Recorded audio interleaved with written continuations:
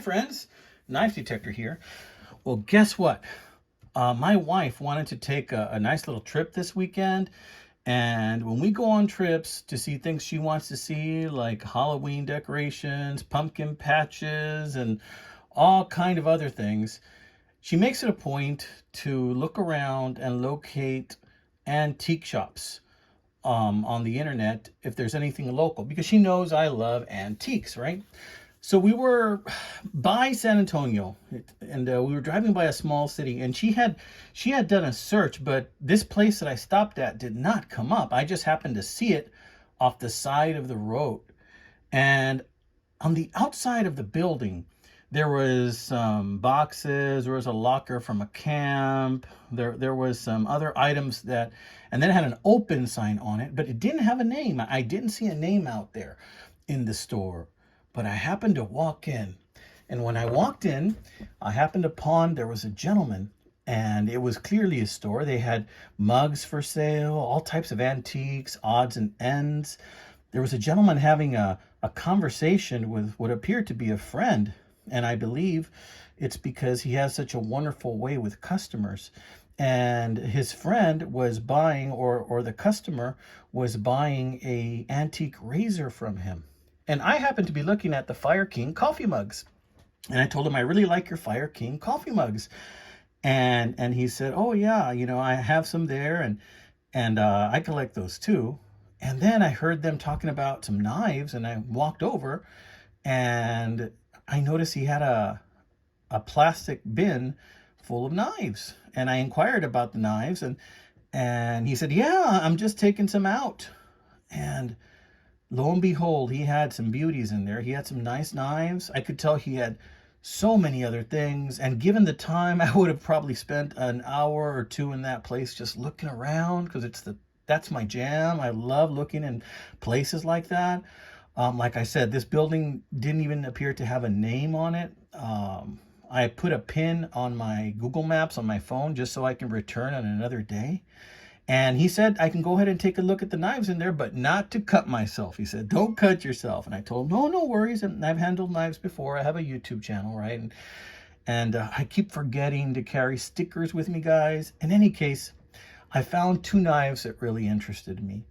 And in talking to the gentleman, he knows their worth, and he told me he knows this one's worth about 120 or so, and that's true. I've seen this knife go for 120 in good condition, very good condition, and this knife is in very good condition. As you can see, it doesn't have a whole lot going on with it in the way of use, and I'm going to show you this, but we're going to start on the outside.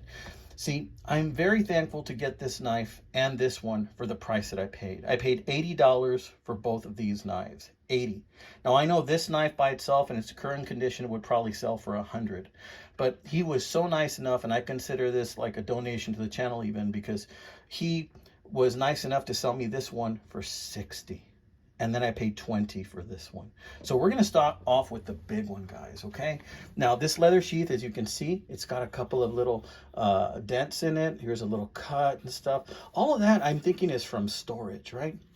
Now, I oiled it up a little bit because I want it to last longer. But here you can see some of the green that's in there. And I took off some of the other green that was on the outside. But as you can see, some of that same green was gathered also on the brass. See how those pins are brass? Very nice pins.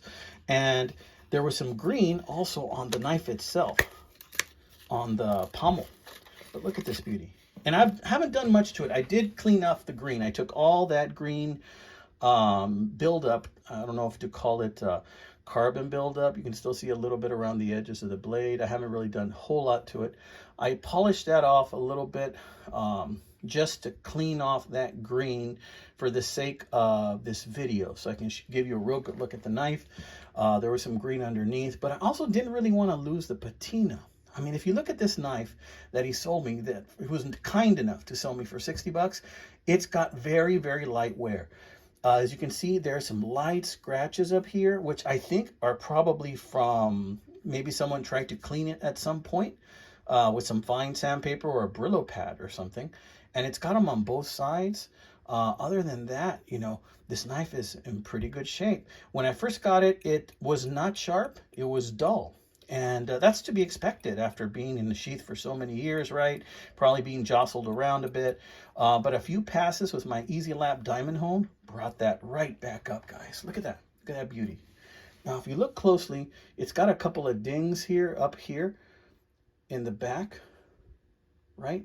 But, that's not too bad. This is just from storage. This is just from being dinged around with all the other awesome knives that he had in that bin, right? And I wanted to keep some of the patina, so I didn't take all of that off. The wood is in excellent shape. Just a couple scratches there.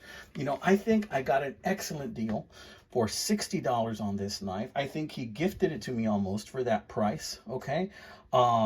It's amazing. Now, later on, what I'm going to do is I'm going to put some polish, and I'm going to try and clean these a little bit more. But I haven't decided if I want to keep that patina or if I want to clean it further. And I think for now, I might end up cleaning that patina. But I really like that patina, though. It's something to think about. But what we have here, guys, is a buck 192. It's a buck 192. And those of you that know and are in the know that, this is a pretty popular knife, right? It's a pretty popular knife. And you see that emblem that's right there? That emblem, that C looking emblem right there would indicate that this is from 1995. This knife is about 30 years old now. 30 years old, this knife, and it is in very good shape for its age. I don't mind any of those dings and dents. Like I said, I think at that price, he gifted it to me, and I thank you so much for that. And the thing that I regret the most is I didn't get his name. I didn't get his name. He got a phone call just as I had to leave. I paid him the money. He got a phone call. I told him, so we're good. He's like, yeah, we're good. And he, that was it. And so I left, and I stayed parked there for a little bit because I was dropping a pin because I want to be sure and return to the place. We don't go to San Antonio that often, but we go every couple of months, and I definitely want to go back. The name of the town, I don't know how it's pronounced, if it's pronounced Lytle or Lytle, but it's Lytle, Lytle or Lytle, Texas. And it is a little town, right? And I loved stopping in that place. Oh man, he had some machetes back there that I didn't get a chance to see, that I want to go back and see. He showed me something very, very special also. And I'm not going to tell you what it is. I hope this gentleman is watching this video. Sir, if you're watching this video, and you want me to give you some publicity to your place, please leave the name of your shop, and if it has a name, and the address, and your name, so I can go ahead and, drop you off some publicity, give you some free publicity to your shop, because you have so many wonderful things. And if you need help selling those things, just so that if other people in Texas, which I have a lot of viewers from Texas, see my channel, they'll be able to stop by and say hello. Okay, so another thing I got there, I'm going to leave that one there, guys, for you to see. Another thing I got there was this beauty. Look at that. This is a bone handle, right? This is jig bone. And these are pins. It's got steel, carbon steel bolster, right? On both ends. And, this knife, I believe, is from the 40s. And I paid $20 for this one. So I paid a total of $80 for both. Now, I did a little bit of cleaning up on it just for the sake of the video. But as you can see, this isn't going to win any beauty contest. But I did a couple of things to it. This blade was protruding up a little bit, maybe to where my fingernail was right there. But that's a little too uncomfortable for me. If I happen to stick my hand in my pocket, I don't want to get cut. So what I did is I adjusted the kick. This is the kick. As you can see, there's some oil there because I oiled it up. I adjusted the kick, and I grinded a little bit off the kick so that it would close just a little bit further. Listen to that snap. Very sweet, right? It's got the long nail pull, right? And what are we dealing with here? What kind of knife is this? We'll check it out. It is a Schrade Cutco. It's a Schrade Cutco, guys. Brass liners, jig bone covers. It's got that nice emblem. I like this knife. I'm going to pocket carry this quite often. Look at that. Beauty of a knife. Now it does have a broken secondary blade, as you can see there, and it's very tough for me to pull that out, so I don't know if I'm going to be able to. Usually I need pliers to pull this out, and I happen to not have pliers with me. Nope. I'm going to sacrifice another nail doing that, my friends. But yeah, I'm going to go ahead and just not pull that out. But that secondary blade is broken. And you're going to find a lot of these knives like that, with the secondary blade broken. But can you imagine having this in your pocket, having a little bit of history? Look at that honey-colored bone that I'm sure turned that way over the years of time and use, right? And the blade itself, this is an easy open jack, by the way. This is a Schrade Cutco easy open jack, as indicated by this notch right here. And it's got a half stop, as you can see. Look at that. Now, it does have some issues with the tip. As you can see, somebody re-tipped this a couple of times. It's got the faux edge right there, this wedge. But it is sharp, guys. It was sharp. As I got it, I had just sharpened it a little bit more. I'm thinking of possibly making this into a tonneau, but I think I'm just going to leave it just like that. I cleaned it a little bit from the inside, but not too much. A whole bunch of pocket lint and stuff came out of this knife. I'm very proud to have this knife and to carry it in my pocket. With knives like these, they're not going to win any beauty contests, but they're a piece of history. And if you like having a piece of history in your pocket, well, you might want to go down to Lytle Texas, or Lytle Texas. Sir, I hope you're watching this. Please drop a comment.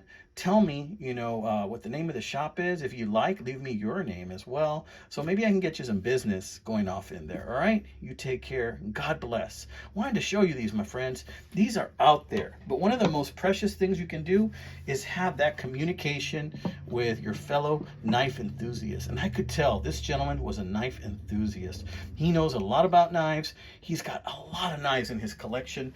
And my understanding is that it's a personal collection, I believe he was telling me.